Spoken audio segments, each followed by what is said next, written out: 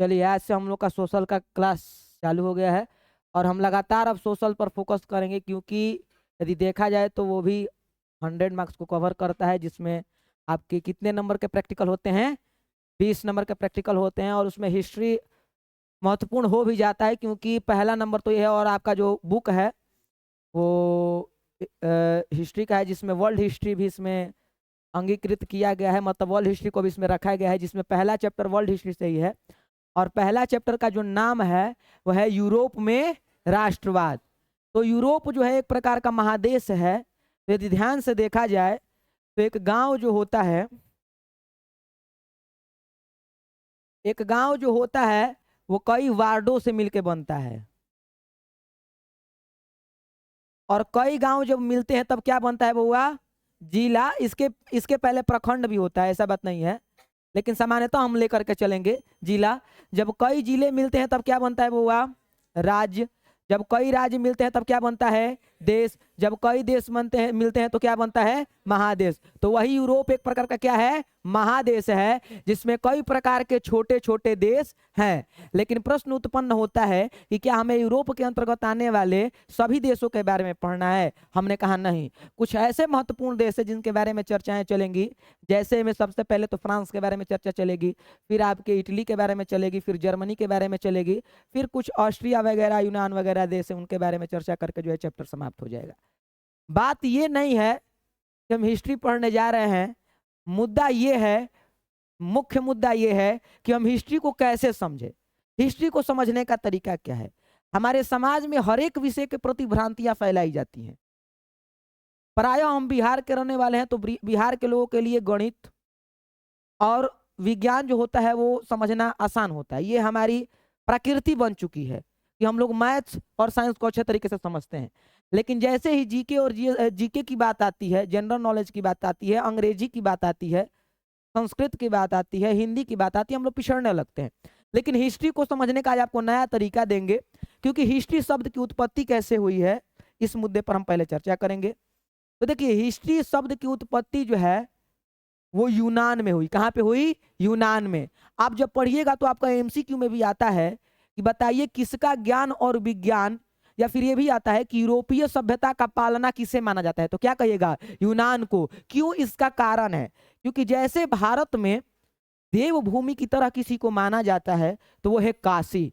काशी को सबसे प्रमुख स्थल के रूप में माना जाता है, क्योंकि ऐसा माना जाता है कि जितने विज्ञान का उद्भव हुआ वो कहाँ से हुआ? काशी से हुआ। उसी प्रकार से यूरोप में यदि देखा जाए तो काशी के समतुलनात्मक, मतलब कि लगभग उसकी तुलना, जैसे भारत में हमारा काशी है तो वैसे ही जो है यूरोप में यूनान को माना जाता है। अब प्रश्न ये उत्पन्न होता है कि काशी को यूनान के समतुलनात्मक क्यों हम रखेंगे? ये आपके बुक में नहीं लिखा हुआ है, ये हमारे तर्क हैं। तो काशी में अनेक प्रकार के विद्वान हुए, अनेक प्रकार के ग्रंथ लिखे गए, और संस्कृत साहित्य अथवा बड़े बड़े विद्वत जो तथ्य हैं वो काशी से उद्भव हुए। वैसे ही यूनान यूरोप में एक ऐसा देश है जहां पर बड़े बड़े सामाजिक तत्व ही नहीं, बड़े बड़े दार्शनिक, बड़े बड़े भूगोलविद, बड़े बड़े राजनीतिक शास्त्री, बड़े बड़े जो है आपके इतिहासकार कहाँ से निकले? यूनान से निकले। इसीलिए कहा जाता है कि यूरोपीय सभ्यता का पालना कौन सा देश है? यूनान है। अब देखिए, यूनान में आप कह सकते हैं जैसे भारत में जैसे भोजपुर में भोजपुरी चलती है, वैसे यूनान में यूनानी भाषा चलती है। लेकिन इसका मुख्य रूप से नाम है ग्रीक। क्या नाम है? ग्रीक। ग्रीक भाषा के शब्द हिस्टोरिया, HISTORIA, हिस्टोरिया शब्द से हिस्ट्री शब्द की उत्पत्ति हुई। देखिए, हिस्टोरिया लगभग हिस्ट्री की तरह दिखाई दे रहा है कि नहीं दे रहा है? बढ़िया से बैठो तुम। हिस्टोरिया शब्द से ही किसकी उत्पत्ति हुई? हिस्ट्री की।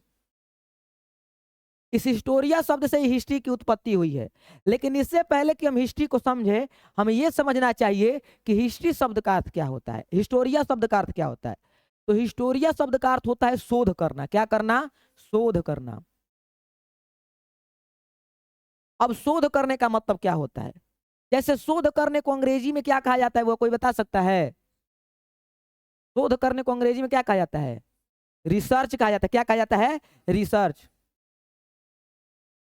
री का मतलब होता है फिर से, री का मतलब क्या होता है? फिर से। और सर्च का मतलब क्या होता है? खोजना। मतलब कि शोध करने का अर्थ क्या हुआ, फिर से खोजना। लेकिन प्रश्न यहाँ पर अब ये उत्पन्न होना चाहिए कि क्या खोजना। तो विज्ञान में हम विज्ञान में जो है हम वैज्ञानिक तथ्यों की खोज करते हैं, लेकिन इतिहास में हम विभिन्न प्रकार की घटनाओं का खोज करते हैं, जो कि हमारे जीवन से भी ताल्लुकात रखती हैं, हमारे देश से ताल्लुकात रखती हैं, हमारे समाज से ताल्लुकात रखती है, और अंततोगत्वा हमारे पृथ्वी से और हमारे विश्व से ताल्लुकात रखती है। जब आप इकोनॉमिक्स पढ़िएगा अथवा जियोग्राफी पढ़िएगा तो उसमें बताया गया है कि पूरा विश्व जो है एक वैश्विक गांव के रूप में है। मतलब पूरा जैसे हम अपने गांव में विभिन्न प्रकार के समाज के लोगों के द्वारा जुड़े हुए रहते हैं, कोई जो है दुकान खोला हुआ है, कोई पशुपालन किए हुआ है तो पशुपालन वाले के यहाँ से दूध लेकर के आएंगे, पंडित जी अपना पूजा कर रहे हैं, कोई इसी में मुखिया है, तो उसी प्रकार से हम लोग जुड़े हुए हैं एक दूसरे से। वैसे ही पूरा गांव जो है, पूरा विश्व जो है एक गांव की तरह है, जिसमें हम कभी हथियारों का आदान प्रदान करते हैं, कभी अनाजों का आदान प्रदान करते हैं, कभी पेट्रोलियम का आदान प्रदान होता है, कभी पर जो है शिक्षा का भी आदान प्रदान होता है। विभिन्न प्रकार के वैज्ञानिक विभिन्न देशों में जाते हैं कि नहीं जाते हैं, जाते हैं, वहां के भी वैज्ञानिक हमारे यहाँ आते हैं। तो यदि कोई पूछे कि हिस्ट्री शब्द की उत्पत्ति किस भाषा से हुई, तो क्या कहिएगा, ग्रीक भाषा से। किस देश में उत्पन्न हुआ, ये यूनान देश में।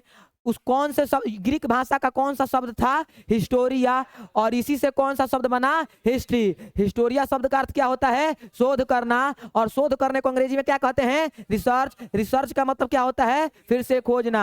मतलब कि बीती हुई घटनाओं का यदि क्रमबद्ध तरीके से हम फिर से खोज करें, फिर से उसका अध्ययन करें, तब उसे क्या कहा जाता है, इतिहास कहा जाता है। क्या कहा जाता है, इतिहास। अब प्रश्न उत्पन्न होता है कि हिस्टोरिया शब्द देने वाले व्यक्ति कौन थे, तो यूनान के ही एक बहुत बड़े इतिहासकार थे जिनका नाम था हेरोडोटस। क्या नाम था, हेरोडोटस। इसीलिए इतिहास का जनक किसे कहा जाता है, हेरोडोटस को कहा जाता है। अब देखिए, ये आपके एग्जाम में प्रायः नहीं पूछता है, ना ही पूछेगा, क्योंकि वो आपके सिलेबस में रखा ही नहीं है।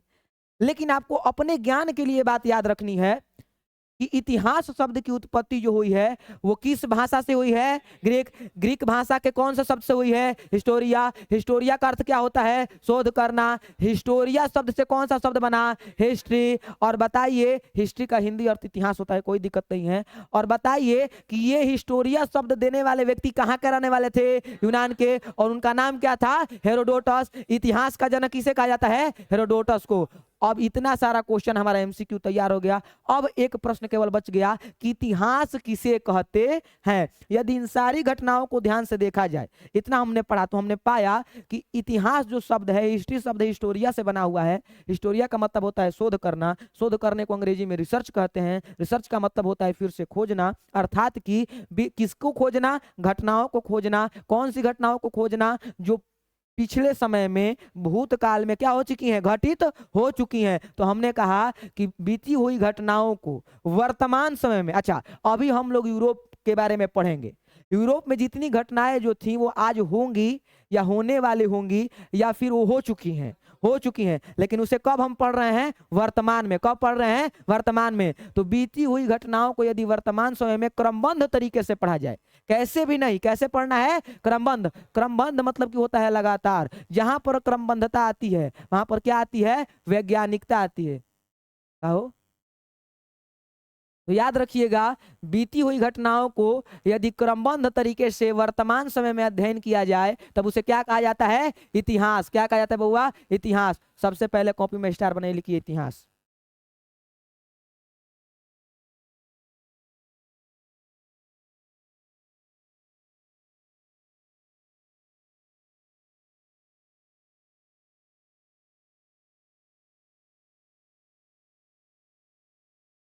लिखिए।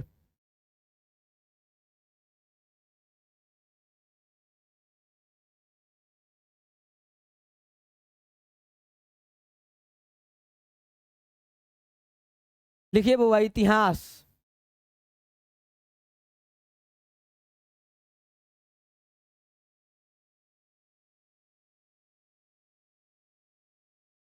देखिए,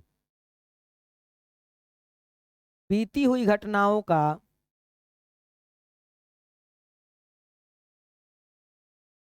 बीती हुई घटनाओं का वर्तमान समय में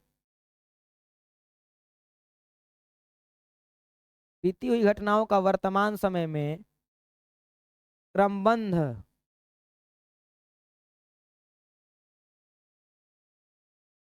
तरीके से अध्ययन करना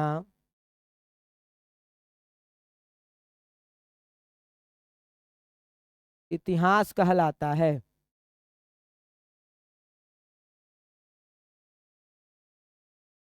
बीती हुई घटनाओं का वर्तमान समय में क्रमबद्ध तरीके से अध्ययन करना इतिहास कहलाता है।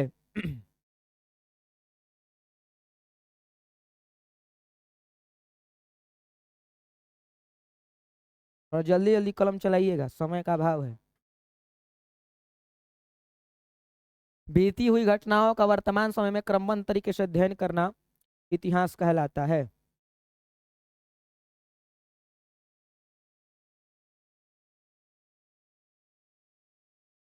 हो गया बुआ? लिखो नोट 1। नोट 1। नोट 1। इतिहास शब्द की उत्पत्ति, इतिहास शब्द की उत्पत्ति ग्रीक भाषा के शब्द, इतिहास शब्द की उत्पत्ति ग्रीक भाषा के शब्द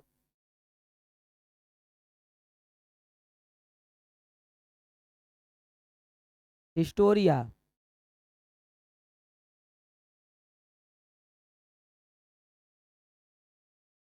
हिस्टोरिया से हुई है, जिसका अर्थ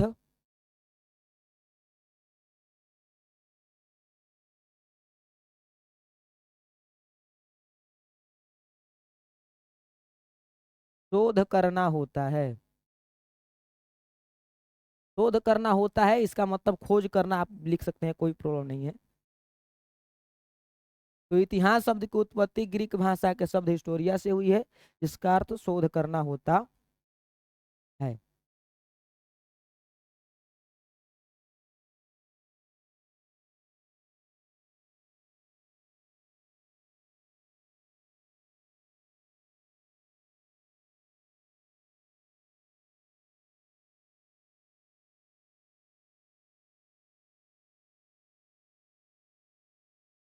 हो गया जी?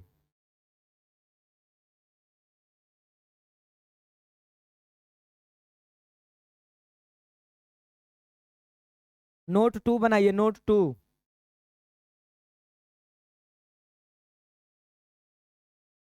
क्योंकि हाँ, शोध,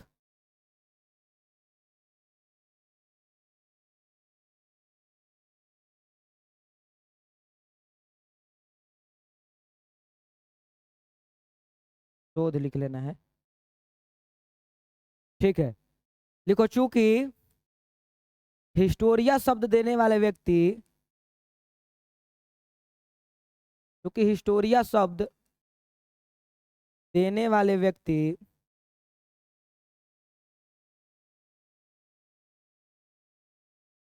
हेरोडोटस थे,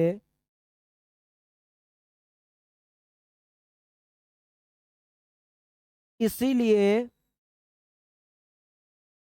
इन्हें इतिहास का जनक कहा जाता है।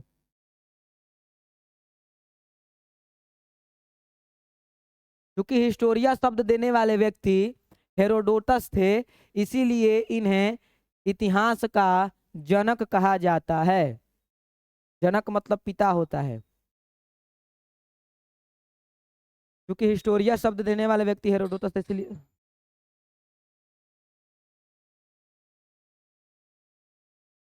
पढ़ा लो। क्योंकि हिस्टोरिया शब्द देने वाले व्यक्ति हेरोडोटस थे, इसलिए इन्हें इतिहास का क्या कहा जाता है? जनक कहा जाता है। सबका हो गया जी? अब सुन लो, अंगुरी पर एक नंबर ये गिन लेवे के बाद, बैठा लेवे के बाद, हिस्ट्री पढ़ना है तो फिर आपको ये सारे चीज को याद करना है। पहला नंबर पॉइंट, हिस्ट्री शब्द की उत्पत्ति जो है वो किस भाषा से हुई है? ग्रीक भाषा।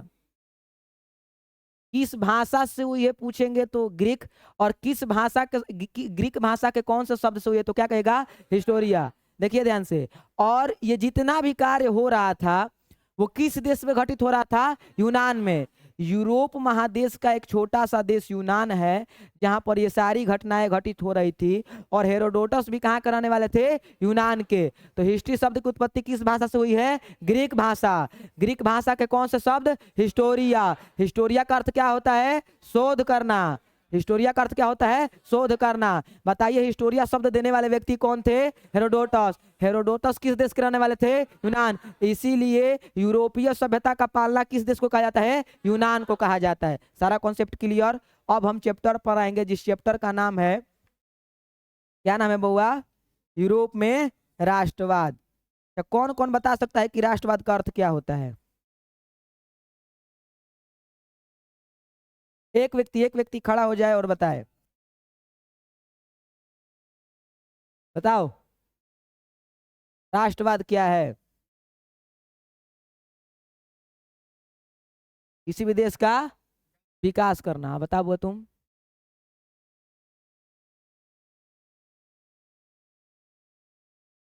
बताइए।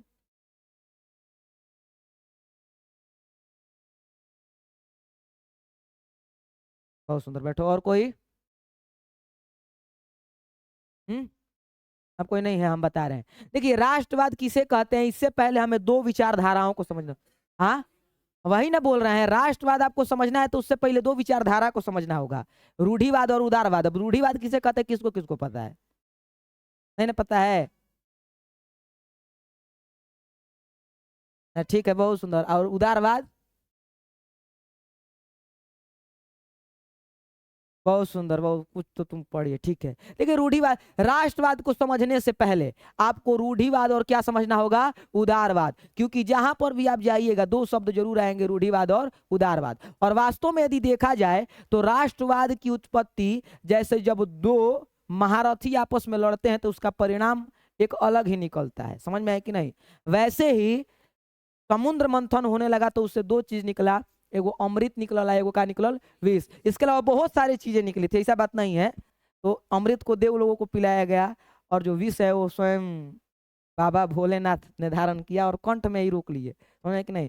अब समझने वाला चीज है कि अब रूढ़िवाद और उदारवाद में युद्ध चलेगा। और युद्ध में जो मंथन हुआ तो जैसे में कि माठा के महल जला तक निकलेला घी, वैसे ही रूढ़िवाद और उदारवाद का जब मंथन होने लगा तो उससे क्या निकला? राष्ट्रवाद। अब देखिए पैटर्न बदलेगा। रूढ़िवाद क्या होता है? रूढ़िवाद का मतलब होता है हमारे समाज में ही नहीं बल्कि विश्व इतिहास के किसी भी समाज में कुछ पुरानी परंपराएं होती हैं। होती है कि नहीं होती है? होती हैं।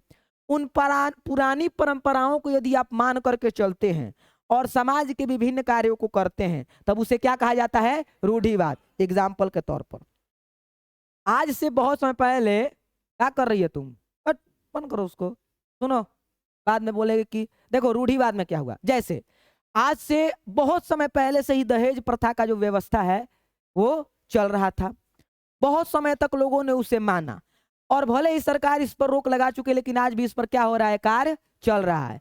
तो हाँ ये पुरानी परंपरा है कि नहीं है? दहेज प्रथा है। और इसे आज भी हम मान रहे हैं कि नहीं मान रहे हैं? मान रहे हैं। तब ये क्या कहा जाएगा? रूढ़िवाद। क्या कहा जाएगा? रूढ़िवाद। देखिए विज्ञान ने भी हर एक चीज को एक नाम दिया है, वैसे ही हर एक विषय ने हर एक घटना को एक नाम दे दिया है। जैसे पुरानी परंपराओं को साथ लेकर के मानते चलिएगा तो आप उसे क्या कहा जाता है? रूढ़िवाद। तो याद रखिएगा रूढ़िवाद की परिभाषा कुछ नहीं होती है, बस इतना ही होता है कि यदि पुरातन व्यवस्थाओं को, पुरानी व्यवस्थाओं को मानते हुए यदि समाज में किसी कार्य का संचालन किया जाए, समाज में यदि कोई कार्य चलता है तब उसे क्या कहा जाता है? रूढ़िवाद। और कुछ नहीं है। और सारे बहुत सारे एग्जाम्पल है जो कि आपके समाज में होंगे। जैसे में कि आपके समाज में होता है भाई साहब इस तिथि को पूजा करना ही करना है।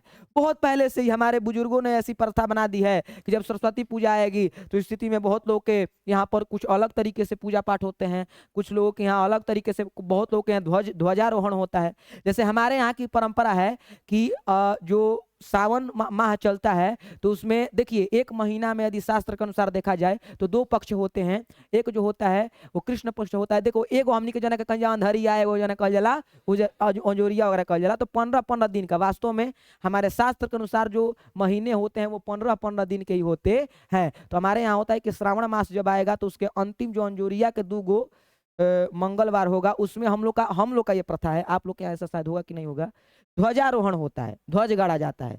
बजरंग बली के मंदिर पर भी हो सकता है तो गाड़ा जाता है, हम लोग के घर घर में गाड़ा जाता है बजरंग बली का ध्वज। तो ये हमारी प्रथा है, पुराने परंपरा के अनुसार हम उसका क्या करें, अनुसरण करते आ रहे हैं। तो यदि पुरानी परंपराओं को मान करके समाज में कोई भी कार्य किया जाए तब उसे रूढ़िवाद कहा जाता है। जैसे पुरानी परंपराओं के अनुसार बहुत समय तक सती प्रथा चला लेकिन आज तो समाप्त हो चुका है, तब वो उदारवाद के अंतर्गत आ जाएगा। लेकिन यदि कोई परंपरा है, आप लोग के यहाँ भी बहुत परंपराएं होंगी जिन्हें आज भी क्या किया जा रहा है, माना जा रहा है, तो उस परंपरा को आप क्या कहिएगा, रूढ़िवाद। क्या कहिएगा बउआ, रूढ़िवाद। चलिए स्टार बना के लिखिए, एक नंबर क्वेश्चन बना के लिखिए, रूढ़िवाद किसे कहते हैं, रूढ़िवाद किसे कहते हैं, इसका उत्तर अब आपको लिखना है। उत्तर उत्तर पुरातन परंपराओं के अनुसार, पुरातन परंपराओं के अनुसार समाज में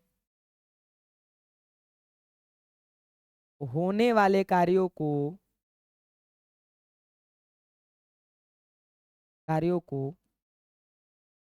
रूढ़िवाद कहा जाता है। जैसे दहेज प्रथा,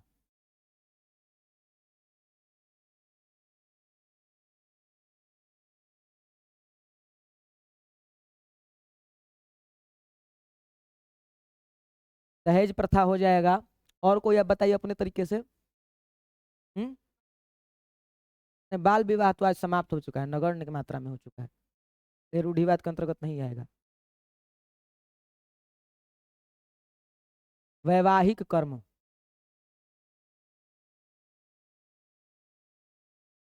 इत्यादि वैवाहिक क्रम आज भी हमारे यहाँ पुरातन व्यवस्थाओं के अनुसार ही हो रहे हैं, तब इन्हें क्या कहा जाएगा, रूढ़िवाद कहा जाएगा। बहुत बढ़िया एग्जाम्पल बुआ दिया है, बहुत सुंदर। जाति प्रथा, जाति प्रथा बहुत सुंदर। जाति प्रथा पर तो आप लोग का पूरा हिंदी का पहला चैप्टर रवे है, इसको कैसे आप भूल सकते हैं। तो जाति प्रथा पुरानी परंपरा के अनुसार आज भी हमारे समाज में व्याप्त है और इसको देखते हुए हमारे समाज में कार्य होता है, इसीलिए इसे क्या कहा जाएगा, रूढ़िवाद। क्या कहा जाएगा, रूढ़िवाद। दे देगा कि जाति प्रथा इनमें से इतिहास के किस शब्द को छूती है तो उसमें आपका क्या हो जाएगा, रूढ़िवाद दे देगा। रूढ़िवाद, उदारवाद, राष्ट्रवाद या इनमें से कोई नहीं, तो क्या मारिएगा, रूढ़िवाद। तो याद रखिएगा, समाज में यदि पुरानी परंपराओं के अनुसार यदि कोई कार्य होते हैं, पुरानी परंपराओं को आप मानते हुए चलते हैं, उसके तहत कार्य करते हैं, तब उसे क्या कहा जाता है, रूढ़िवाद कहा जाता है। सबका हो गया जी। अगले क्वेश्चन की ओर हम रुख मोड़ेंगे और अगला क्वेश्चन इसी के विरोध में आने वाला है। जैसे कि एक तरफ यदि पक्ष बैठेगा तो दूसरे तरफ कौन बैठेगा, विपक्ष। तो देखिए, जैसे यहाँ पर पुरानी परंपराओं को मानते हुए काम होता है, वैसे ही उदारवाद बोलेगा कि ना, हम पुरानी परंपरा को मानने वाले हैं वह नहीं। आ गया है, हाँ आ गया। उदारवाद, अब प्रश्न उत्पन्न होता है, उदारवाद किसे कहते हैं। तो रूढ़िवाद में हम पुरानी परंपराओं को मानते हैं कि नहीं मानते हैं, मानते हैं। अब ध्यान दीजिएगा, उदारवाद की परिभाषा क्या होती है। जब हम पुरानी परंपराओं को तोड़ करके स्वतंत्र भाव से समाज में कार्यों को करते हैं, तब उसे क्या कहा जाता है, उदारवाद। उदारवाद शब्द जो है इसका सीधा संबंध होता है स्वतंत्रता से। किसका होता है, स्वतंत्रता से। मतलब कि उसमें समाज की बेड़ियों में बंध करके, क्योंकि एक सिस्टम बना दिया कि ऐसे ही आपको चलना ही है, तो समाज की बेड़ियों में बंध करके हमें रूढ़िवाद में कार्यों को करना होता था, लेकिन उदारवाद में इन बेड़ियों को तोड़ दिया जाता है और तोड़ने के बाद लोगों को क्या दी जाती है? स्वतंत्रता। क्या दी जाती है? स्वतंत्रता। तो याद रखिएगा, पुरानी परंपराओं को तोड़ करके स्वतंत्र भाव से यदि समाज में कार्यों को किया जाए तब उसे क्या कहा जाता है? उदारवाद। जैसे आज जो है आपको विवाह कर्म के लिए जो है, विवाह कर्म जो होगा वो रूढ़िवाद होगा, लेकिन विवाह कर्म के पहले जो होता है, आपको अपने मन के अनुसार अपना विवाह करना है, आपको अपने मन के अनुसार नौकरी करनी है। आप किसी भी समाज से आते हैं, जाति प्रथा व्याप्त है, लेकिन एक तरीके से जाति प्रथा व्याप्त भी नहीं है। कैसे व्याप्त नहीं, आपको दिखा देते हैं। पहले होता था कि यदि कोई बढ़ई है तो उसे किसका काम करना है? लकड़ी का ही काम करना है, उसका ही काम। पंडित है तो उसे पंडिये जी बनना है। ऐसा होता था कि नहीं होता था?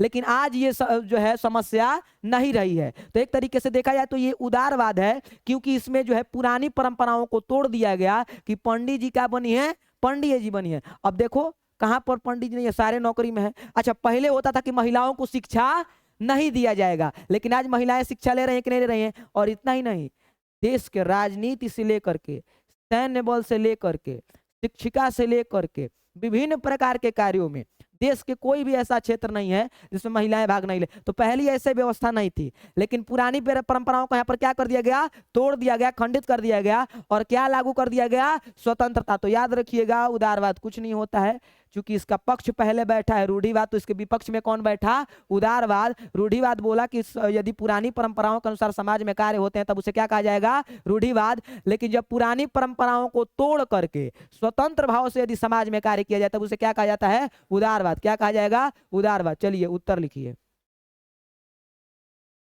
यदि दूसरा नंबर क्वेश्चन उतार लीजिए, लिखिए, यदि पुरातन परंपराओं को तोड़कर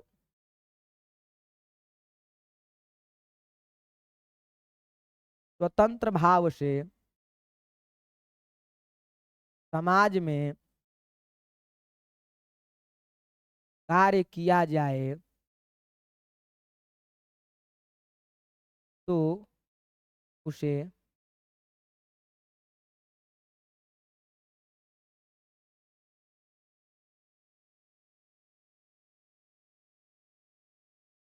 उदारवाद कहा जाता है।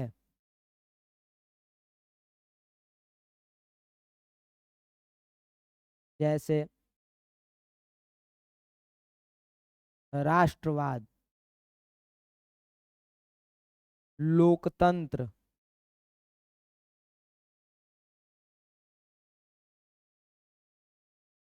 सती प्रथा,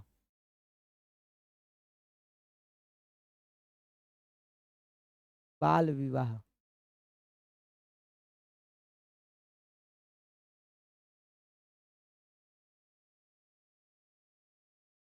राष्ट्रवाद, लोकतंत्र, सती प्रथा, बाल विवाह इत्यादि, इन सभी परंपराओं को आज हमारे समाज में तोड़ दिया गया है।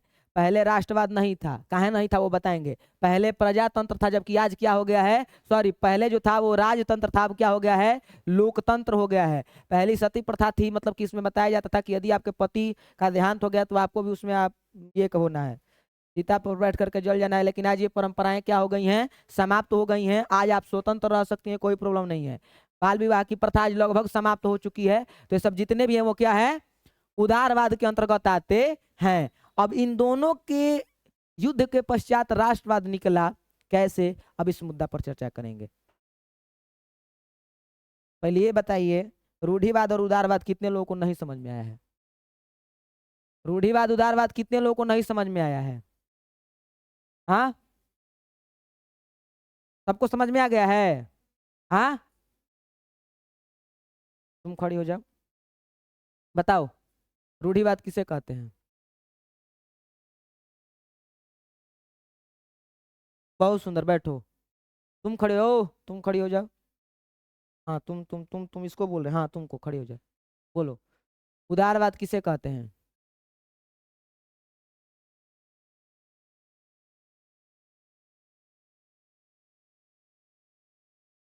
यदि, हाँ, तोड़ा जाए, तोड़ करके स्वतंत्र भाव से अधिकार किया जाता है, उसे क्या कहा जाता है? उदारवाद। बैठो, तुम खड़ी हो जाओ। तुम अरे तुम ही को बोल रहे हैं, हाँ खड़ी हो जाओ तुम। हाँ बताओ, रूढ़िवाद किसे कहते हैं?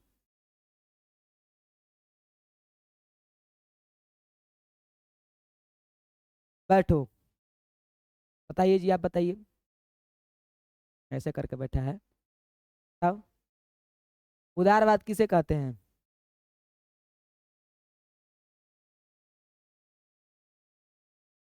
रूढ़िवाद हम पूछे कि उदारवाद? उदारवाद बताओ। हाँ ठीक बोला है, तोड़ दिया जाए और तोड़ करके स्वतंत्र भाव से अधिकार किया जाए।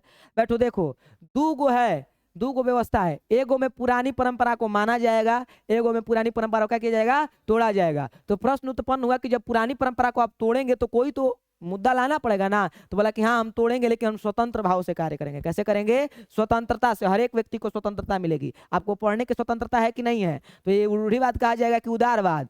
उदारवाद कहा जाएगा। ठीक है ना बउआ? तो याद रखिएगा, यदि समाज में पुरानी परंपराओं के अनुसार मानते हुए समाज में कार्य को किया जाए तब उसे रूढ़िवाद, यदि पुरानी परंपराओं को तोड़ करके समाज के हित के लिए स्वतंत्र भाव से कार्य किया जाए तब उसे क्या कहा जाता है? उदारवाद। अगले प्रश्न की ओर हम बढ़ेंगे और आज की क्लास में इतना ही करेंगे कि राष्ट्रवाद क्या होता है, क्योंकि इसी चैप्टर पर पृष्ठभूमि टिपी है। क्योंकि राष्ट्रवाद यदि आप नहीं समझते हैं तो चैप्टर ए का नाम है यूरोप में राष्ट्रवाद। तो राष्ट्रवाद यदि देखा जाए तो दो शब्दों के मिलने से बना हुआ है। एक राष्ट्र प्लस में क्या है? वाद। राष्ट्र का मतलब क्या होता है? देश। वाद का मतलब होता है विचारधारा। क्या होता है? विचारधारा, जिसे हम अपने शब्दों में भावना कहते हैं। क्या कहते हैं? भावना। विचारधारा मतलब आप लोग जानते हैं क्या होता है? जैसे में हम लोग पूछते हैं ना कि अच्छा ये इस मुद्दे पर आपका विचार क्या है, मतलब आपकी राय क्या है अथवा आपकी इस पर भावना क्या है। तो याद रखिएगा, वाद का मतलब इतिहास में आपको कहीं पर विवाद दिखाई दे तो इसका मतलब क्या होता है? विचारधारा। जैसे रूढ़िवाद, रूढ़िवाद मतलब पुरानी परंपराओं को मानने की विचारधारा। उदारवाद, उदारवाद मतलब स्वतंत्र भावना, स्वतंत्र वाद को मानने की विचारधारा या फिर पुरानी परंपराओं को तोड़ने की विचारधारा। वैसे ही आता है राष्ट्रवाद, राष्ट्र के प्रति अब देखिए भावना है और बीच में आ जाती है भक्ति। क्या आ जाती है? भक्ति। देश के लिए भक्ति की भावना ही क्या कहलाती है? राष्ट्रवाद। देश के लिए भक्ति की भावना क्या कहलाती है? राष्ट्रवाद। लेकिन आपसे हम प्रश्न पूछते हैं कि बताइए कि आप हम लोग को पढ़ना है 1830 की क्रांति पढ़ना है, बिल्कुल सही बात है। राष्ट्रवाद का दौर अगला टॉपिक आएगा, उसमें चर्चा करेंगे। क्या राष्ट्रवाद की उत्पत्ति के पहले राष्ट्रवाद नहीं था? क्या देश के लिए पहले भक्ति नहीं थी? कैसे थी? तब तो उससे पहले भी राष्ट्रवाद था। आखिरकार हमें 1789 के बाद ही राष्ट्रवाद का क्यों मुखड़ा देखने को मिलता है? 1789 के फ्रांसीसी क्रांति के बाद ही राष्ट्रवाद का मुखड़ा क्यों देखने को मिलता है? उससे पहले राष्ट्रवाद का नाम कहाँ था? राजतंत्र होता था बहुत सुंदर, तो उससे पहले देश नहीं होते थे तब? तो यहाँ पर तो देश के लिए भक्ति की भावना ही राष्ट्रवाद कहलाती है। देखा जाए तब उससे पहले क्या था? साम्राज्यवाद था, ठीक है, लेकिन साम्राज्य तो थे। आपको अभी समझाएंगे, एक मिनट तो समझ में आएगा। लेकिन उससे पहले ध्यान देने वाला यहाँ पर बात है कि राष्ट्रवाद का जन्म या फिर राष्ट्रवाद का उद्भव किस काल से माना जाता है? नहीं, पुनर्जागरण काल। पुनर्जागरण काल से जो है वो राष्ट्रवाद का क्या हुआ? उद्भव हुआ। वो एक ऐसा समय ही था जिसको पुनर्जागरण काल कहा गया। पुनः मतलब होता है फिर से, जागरण मतलब लोग जागरूक होने लगे, उसको एक संज्ञा ही दी जाती है। 1789 के पहले, यानी कि लगभग बात करें तो 1780 के दशक के बाद ही जो है वास्तव में क्या हुआ? राष्ट्रवाद का नाम प्रचलित हुआ। लेकिन उससे पहले भी साम्राज्य थे, उससे पहले भी राजतंत्र था। ठीक है, यहाँ पर भी राजतंत्र ही है। कहाँ है? 1830 के क्रांति में लोकतंत्र थोड़ी ना था, राजतंत्र ना था। 1830 की क्रांति में फ्रांस का राजा कौन था? हाँ, चार्ल्स दशम था। वहां पर भी तो राजतंत्र ही था। 1848 की क्रांति के समय वहां का राजा कौन था? लुई फिलिप था। वहां पर भी तो राजतंत्र था। तब कहे नहीं आ रहा था राष्ट्रवाद? तब वो तो राष्ट्रवाद अबे किया। अब आपको समझाते हैं। आप कभी भी रामायण कितने लोग इसमें देखे हैं? रामायण में अयोध्या की जय की नारा लगती है कि श्री राम की जय की नारा लगती है? हो गया। कभी भी लंका में रावण की जय की नारा लगती है कि लंका की जय की नारा लगती है? रावण की जय। यही होता था।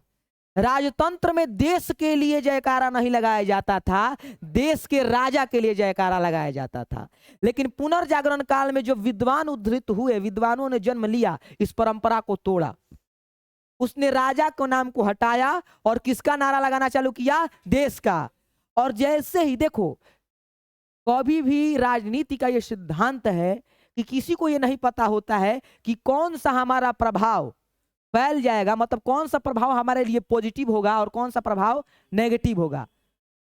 इसीलिए डरे डरे उन्होंने देश का नारा लगाया, और जैसे उन्होंने देश का नारा लगाया, लोग उनसे क्या होने लगे? जुड़ने लगे, भक्ति की भावना बढ़ने लगी। और चूंकि देश का नारा लगा, यहां पर भक्ति की भावना बढ़ने लगी, इसीलिए किस शब्द की उत्पत्ति हुई? राष्ट्रवाद की। किस शब्द की उत्पत्ति हुई? राष्ट्रवाद। कोई पूछे कि राष्ट्रवाद इससे पहले कहां था, तो आप बताइएगा कि देश उस समय भी थे, देश राष्ट्रवाद के बाद भी थे, लेकिन उस समय देश के राजाओं के लिए नारा लगते थे, देश के राजाओं के जय घोष होते थे, देश का नारा नहीं लगता था। लेकिन पुनर्जागरण काल में ऐसा समय आया, मतलब कि सारे समाज में परिवर्तन आए और राजाओं के नामों को हटा करके किसका नारा लगने लगा? देश का। तो देश के लिए भक्ति की भावना ही क्या कहलाती है? राष्ट्रवाद, जो देश के लोगों को एकता के सूत्र में बांधती है। किसमें बांधती है? एकता। क्योंकि जब देश का नारा लिया, देखिए बिहारी बिहारी करके हम 2 राज्य में लोग लड़ जाएंगे, घर घर में हम लोग लड़ जाएंगे, लेकिन जब देश का बात आता है तो हम सब इकट्ठा हो जाते हैं कि नहीं हो जाते हैं? हो जाते हैं। विपक्ष भी साथ आ जाता है और पक्ष भी साथ आ जाता है। मतलब कि उस समय ना रूढ़िवाद चलता है, ना ही उदारवाद, सीधे कौन सा वाद चलता है? राष्ट्रवाद। यही तो सिद्धांत है। हिस्ट्री में घटना को समझना है। अब आप घटना ही नहीं समझ पा रहे हैं कि राष्ट्रवाद आया तो कैसे आया। तो इस प्रकार से राष्ट्रवाद आया। तो राष्ट्रवाद की परिभाषा लिखिए। राष्ट्रवाद के दौर, अगला क्वेश्चन यही है कि राष्ट्रवाद का दौर क्या है। देखिए राष्ट्रवाद का दौर, तो कैसे कैसे राष्ट्रवाद आगे बढ़ा, इस पर हम चर्चा अगले क्लास में करेंगे। लेकिन पहले आप लिख लीजिए कि राष्ट्रवाद क्या है। लिखिए, परिभाषा लिखिए। राष्ट्रवाद, देखो ध्यान से, राष्ट्रवाद 2 शब्द से बना है, राष्ट्र और वाद। राष्ट्र का मतलब देश, वाद का मतलब विचारधारा होता है, और विचारधारा का मतलब भावना। बीच में क्या आता है? भक्ति। और भक्ति कब जुड़ी? पुनर्जागरण काल में। किस काल में? पुनर्जागरण काल क्या था? 1789 की क्रांति क्या थी, इस पर चर्चा अगले क्लास में चलेगी। बस इतना ही समझ लीजिए। तो देश के लिए भक्ति की भावना जो पूरे देश के नागरिकों को एकता के सूत्र में बांधती है, लोगों को जोड़ने का कार्य करती है, क्या कहलाती है? राष्ट्रवाद। क्या कहलाती है बउआ? राष्ट्रवाद। लिखिए, देश के लिए, पहले क्वेश्चन उतार लीजिए, उसके बाद आंसर। देश के लिए भक्ति की भावना, देश के लिए भक्ति की भावना जो देश के हर एक नागरिकों को एकता के सूत्र में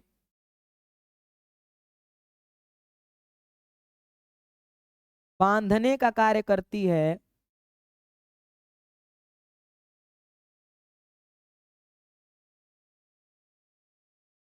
राष्ट्रवाद कहलाता है।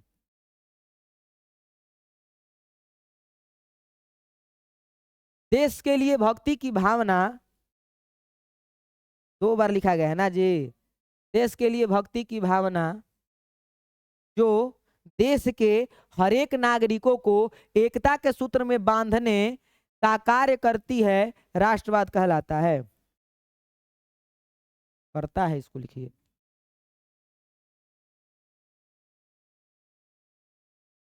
क्या कहलाता है? राष्ट्रवाद।